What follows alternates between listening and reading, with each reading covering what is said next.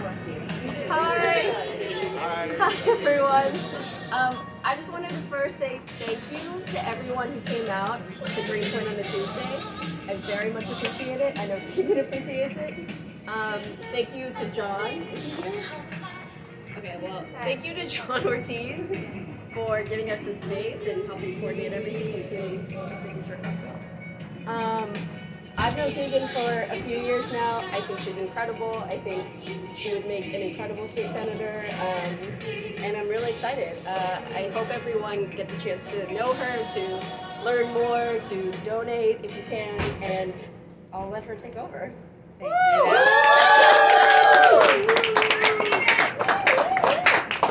Well, I really want to thank you all for being here, those of you who came here intentionally, and those of you who have been kidnapped. Thank you so much. It really means a lot that Everytown family continues to show up and show community. I really, really appreciate it. I especially want to thank Nita and Mike and Jenna and Casey and Everett, and if I'm not forgetting anybody, right? Ashley. No. Ashley, oh, my wife? She's not even here. No, what kind of support is that? I'm just joking with that kid. So, I want to thank you all for being here and showing community and showing support.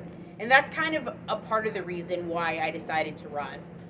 The reason that we chose Brooklyn, and in fact chose Ditmas Park specifically, no hate to Williamsburg, it's lovely, but one of the reasons that we chose where we live is it kind of reminds me of where I grew up in Washington, D.C. A very small, diverse, close-knit community where many of the people there had come from a different country. My mom arrived to this country on Valentine's Day from Trinidad and Tobago, belly full of meat, completely intimidated by this new place. But, she came here, she babysat, she worked in fast food restaurants to put herself through college and physical therapy school to provide for me, and for that I'm immensely grateful. Now, during this pandemic, I've had an opportunity to really embrace my neighborhood and all of the people that live in it. But one thing that I also saw that kind of reminded me of something that I experienced when I was a child, is that there was a moment in 4th grade where I opened my lunchbox, and in it I found these like 2 defrosting pieces of Eggo waffles with Philadelphia cream cheese in the middle. And Abby McGrath, who sat across from me, was like, "What is that disgusting meal?"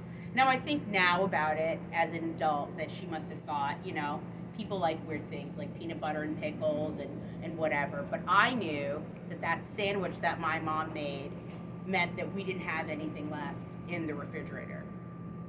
And I remember feeling a lot of shame and a lot of embarrassment because my mom worked really hard. And that moment comes to me often during this pandemic when in my neighborhood, and I'm not sure if it happens here in Williamsburg as well, but we had food insecurity lines wrapped around corners and corners and corners. The people who had been delivering our food and making sure that we had PPE and helping us in the hospital were clearly not being provided for, and I reject that. I completely thought that there was something that I should do to get involved. So I thought to myself, I work on legislation for a living. I'm sure I could be helpful. Put me in, Coach. I mean, I don't know. I don't know if anybody's going to want me. The support here that I see today is really overwhelming. It's either you have a great amount of faith in me or you don't want to work with me anymore. But I've got your money now, and but no, in all honesty, I really feel as though we've had a lack of leadership in our district for a long time. And even though many of you don't live in Ditmas Park, we all live in New York, and we all have like a Brooklyn and a New York State that we'd like to live in. And I'd like to run and win and be a representative for the kind of place that we'd like to live. So I appreciate your support, and I'm so happy to be here with you all now. So thank you.